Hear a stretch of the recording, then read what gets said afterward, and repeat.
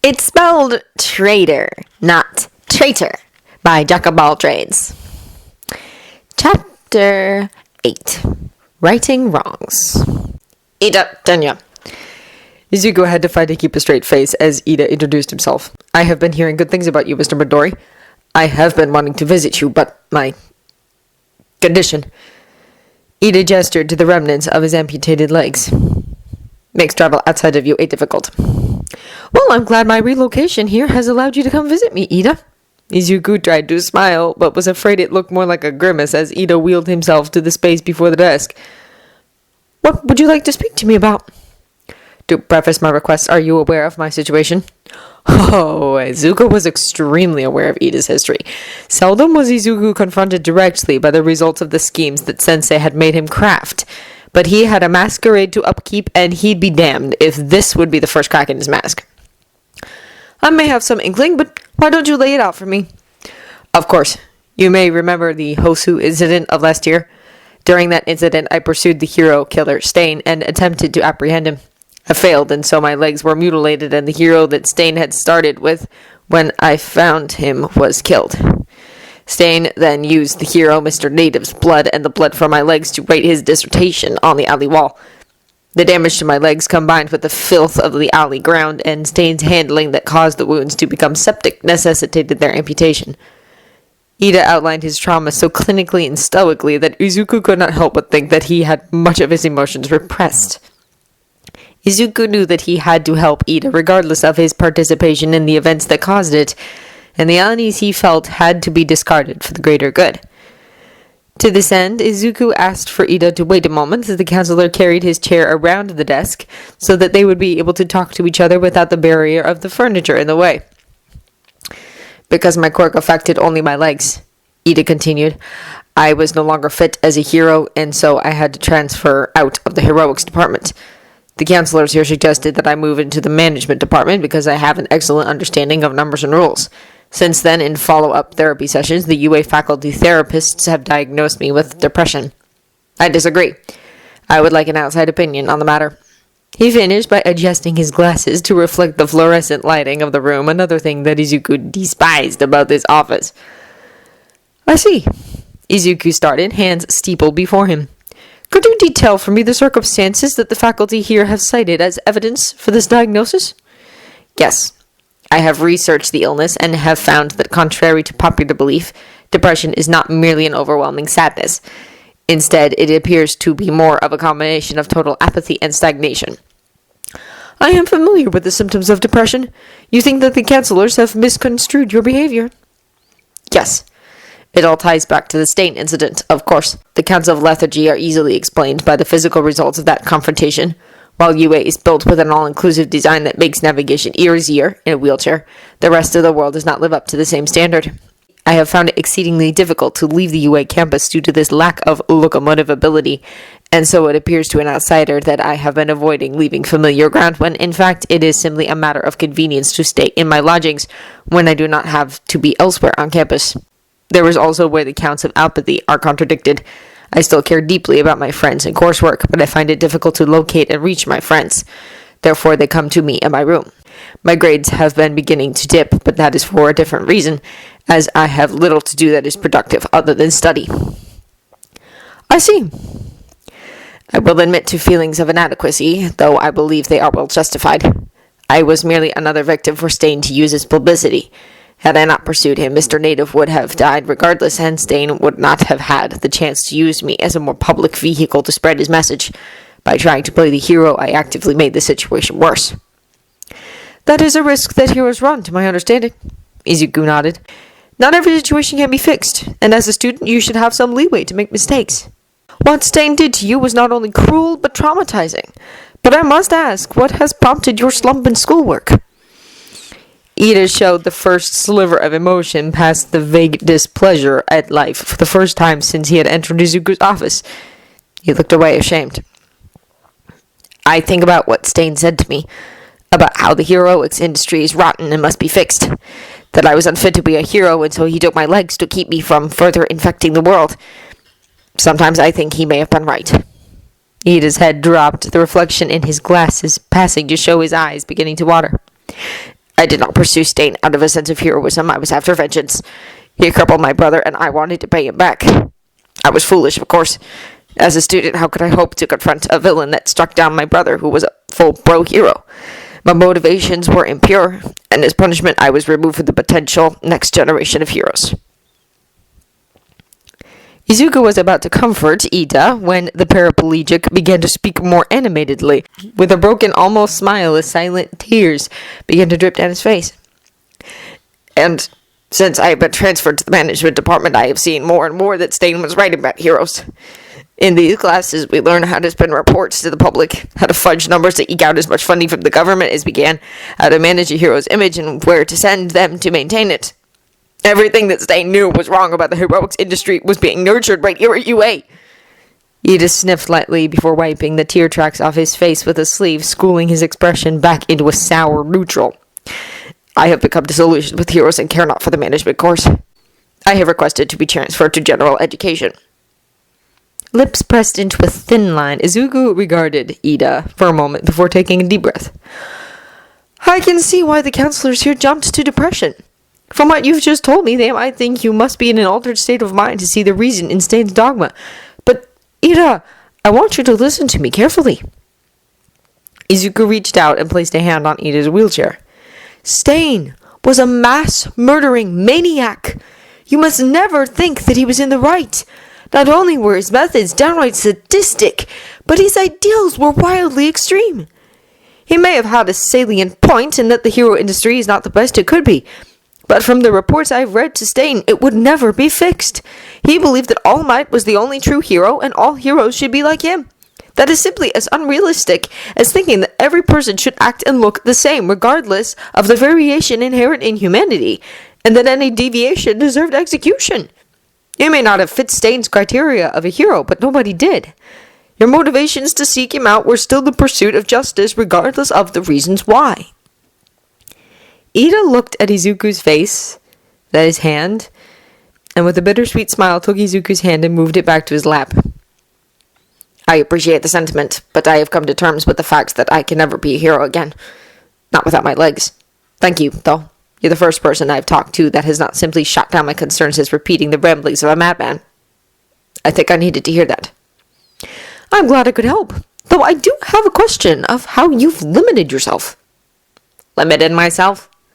I'm sure at some point you have had the opportunity to be fitted for prosthetic legs. Any medical program, hero support company, or heck, even the support department here at UA would jump at the chance to help you develop an easier mode of transportation. Iida sheepishly turned his head away. I have received offers to that effect. There was one event that gave the therapists here greater cause to diagnose me with depression.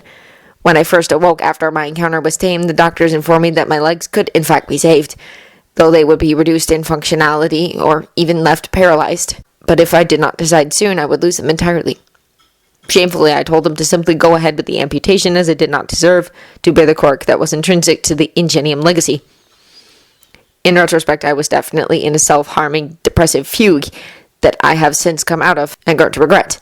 If that is the case, why have you not taken an offer of getting prosthetics? I used the stumps to remind myself of my failure. Iida sighed, wiggling the remnants of his legs. Even if Stain was wrong, I still rushed bullheaded and alone into a situation that I was unprepared for. My quirk and my legs are the price I paid for that arrogance. Izuku gave a wry glance at Iida. Iida, may I be perfectly frank and blunt with you? Please do. I imagine that you must be anyway with your profession. Occasionally, but what I am about to say may sound insulting. I'm sure that I can handle it. I know that what you've been through has been traumatic, and I do not want to downplay or trivialize that. Not at all. But what you're doing, keeping yourself confined to a wheelchair, is an incredibly unhealthy coping mechanism that does not even improve your mental state. It's negative coping, or neutral coping at best. Negative coping? Coping mechanisms that more often than not lead to the perpetuation of your negative moods and may actually lead to a psychological degradation. Neutral coping may make you feel better for a little while, but ultimately does nothing to improve your situation, leading to stagnation. What you need is to start coping positively. And I think the first step to improvement is admitting that, yes, you did something wrong, but But you have paid the price, and it is time to move past that and make up for it. For someone who has paid a literal monetary price, they can earn that money back by working hard. For you, your price was your legs. Even that punishment was unjust. Heroes are tasked with bringing the unjust to justice, aren't they? And how do you, as a hero in training, think you can move past this injustice? By letting myself be fitted for prosthetic legs? Exactly. And your quirk. You said it was centered on your legs. I had engines in my legs. They allowed me to run fast. It will take some adjusting to moving without that. You will need to adjust to prosthetic legs regardless of if they can replicate your quirk or not. Actually, Iida blinked, a small chuckle escaping him. There was a girl in the support department. Said if I came to her for legs, she could make something that would be fit for a hero. But I don't know if I can go back to that industry. I think you should, Iida. After all, the best way to change something is to lead by example. If you can go back to being a hero, even if this support student has to put you in a full mech suit to let you, then you can be that example of a hero to be proud of. At that, Iida actually burst out laughing. It was a sad laugh, even as he let out his humor. Iida's eyes set loose another stream of tears. A mech suit? What? Izuku asked, crossing his arms. Plenty of heroes use mechanical assistants to perform their duties. It's not that. Iida chortled, rubbing at his eyes with the heel of his hand. My brother used to say that I acted like a robot. He'd be in hysterics to learn that I had essentially become one if I started using a mech suit. He let loose one last guffaw before descending into a hiccuping giggle. I think it would be good for you, Izuku smiled. If the mere thought of it can raise your spirits like this, and could do the same for your brother, it can't be too bad of an idea, right? I suppose you're right. Iida composed himself before giving a genuine smile to Izuku. Thank you, Midori. You've given me a lot to think about. I do what I can. That's all anyone can really say. Izuku stood and walked beside Iida as he rolled himself to the office door. He paused, his hand on the door, and then looked up to Izuku. Midori, I've heard from Hitoshi how you see your work. A hero to your patients. If, on the off chance that even with prosthetics or a mech suit, I cannot be a traditional hero, maybe you could use a sidekick? I think I'd like that. Izuku smiled softly at Iida as the chair-bound boy nodded and pushed open the door. They were both surprised at the crowd that had gathered outside Midori's office. Uraraka was at the forefront, hands together and fidgeting in worry, but a gleaming smile blossomed on her face as Iida emerged wearing what Izuku could only imagine was the first smile that reached his eyes in months. Behind her were several students that Izuku recognized from Class 1A, as well as some smartly dressed students that Izuku assumed to be from the management class, and one extra emotive girl with pink dreadlocks and crosshairs over her golden irises. While Iida was being fawned over, Izuku turned to the pro hero that guarded his door and asked him to come into his office. Yep, what you want? The hero grunted curtly. I was just wanting to rearrange, if that's okay. I find that trying to talk to someone from across the desk was inhibiting my client from opening up to me. Can we move it to sit against the wall so I can simply turn around to see a client? Sure. Splendid. Thank you. The two heroes, one professional and one in his own mind, maneuvered the desk from the center of the room so that the front that ordinarily a patient would sit at rested against the wall adjacent to the door, so that Izuku simply needed to turn his head to greet visitors. Just as Izuku sat down at the new position, and as the hero was leaving out the door, another student walked in before Izuku could even process that he had evolved from a court counselor to the unofficial premier pediatric emotional therapist of UA. And of all the people to walk into his office was one Hitoshi Shinso. Ah, Hitoshi! It's good to see you again. Izuku greeted, swiveling in his chair. Wow, you look different. Ah! Izuku forced himself to blush. Yes, do you want me to tell you the funny story I tell the heroes or the truth? One on both. Hitoshi smirked, pulling up a chair and sitting in it backwards, resting his arms on the backrest and his chin upon his forearms. Izuku couldn't help but notice that Shinso had filled out admirably, from the sickly, stick-thin teenager that was his first customer to the lean and chiseled powerhouse that sat before him now. He still had bags under his eyes, though. How about a game? I'm down. I'll tell you both stories and you try to guess the truth. Oh, this should be good. The first version is that just before you'd visited, I'd had a run-in with a villain. He was a petty villain, and so the heroes were letting the police handle him. All he was doing was running around and using his quirk to make people look different. Of course, this caused problems because people didn't match their IDs anymore, and children couldn't recognize their parents. So there was some minor mayhem. This is what I look like normally. What you saw was what that villain turned me into. Uh-huh. Shinso looked unimpressed. Another story. I had to keep this hidden just like I did with you, so I didn't get arrested for vigilantism. What you knew was what I originally looked like. A boy came into my shop wanting to look different because he was teased by his peers about how he looked, and out of the kindness of my heart, I used give and take to trade how our heads looked. Can your quirk even do that? Shinso asked, bemused. That's for you to decide. So, did the villain temporarily alter my appearance, or did I trade faces with another boy using my quirk? Izuku leaned forward and got a grin on his face. Hitoshi squinted at Izuku's face for a moment before smirking gently. I think that the second one sounds more like something you'd do.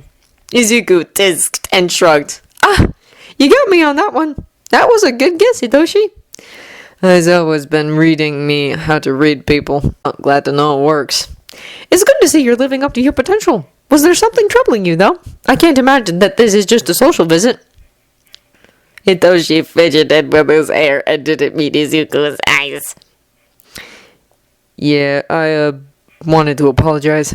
You asked me to keep your quirk under wraps, but when the pros started prying, I couldn't lie to them. Ah, it's alright, Hitoshi. Are you sure? I am. Yes, the relocation has been a hassle, and for my usual clients, it can be difficult to come in for a consultation because of UA's stringent security policies.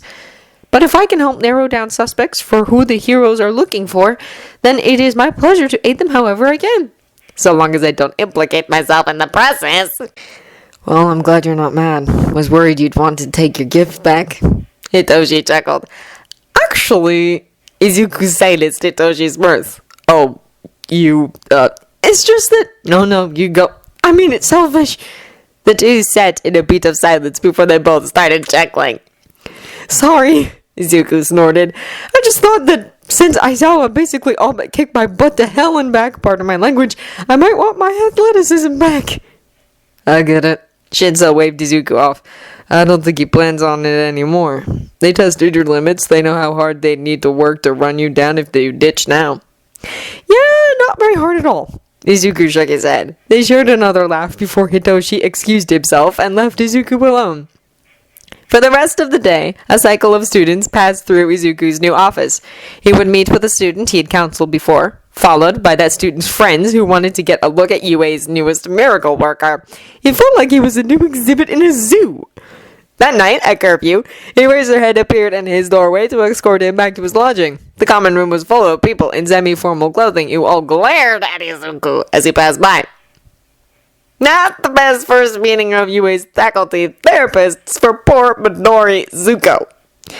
The next day started later, and the staff at UA supervised Izuku as he demonstrated his quirk to them. It was uneventful to Izuku, who was accustomed to creatively utilizing his plethora of quirks to resemble the description of give and take he gave. As an added twist, Eraserhead was hidden somewhere, and Izuku could feel him suppressing a random quirk every now and again.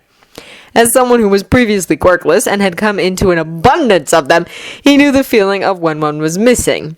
He always feigned an inability to work his quirk during those times. Once he was led back to his office, he met his mother at the door. With her help, the two hung several tasteful plants from stands they set up and artfully arranged plush toys around the room within easy grabbing distance of Patience. The room's stock Patience chair was stuffed into a corner, and a slew of beanbags and plush chairs were scattered over the floor. In the span of an hour, the mother-son duo had transformed the drab, grey, impersonal office into a riot of color and warmth. Izuku was relieved both to be in a familiar and welcoming environment with his decorations, and also to be able to see his public clients. After his absence yesterday, it was nice to be working with relatively normal people, rather than the eclectic variety of colorful characters that UA offered. Of course, Izuku's peaceful schedule could only last for so long. Izuku had seen off his last client and was only a few hours away from curfew. Judging by yesterday's experience, these would be a calm time that he had to himself. It was not to be. Hello, Midoriya-san! It's good to see you again! Uraraka Ochako came bouncing into Izuku's office and landed in a chair with her legs crossed with an effervescent smile on her face, her cheeks dusted with a natural flush beyond the blush stickers always present on her cheeks. Izuku sighed and made sure the door was closed and projected a bubble of soundproofing around the room to be safe. He had to be cautious because his sensitive nose picked up the wet smell of copper wafting off of his visitor. Hello, Himiko.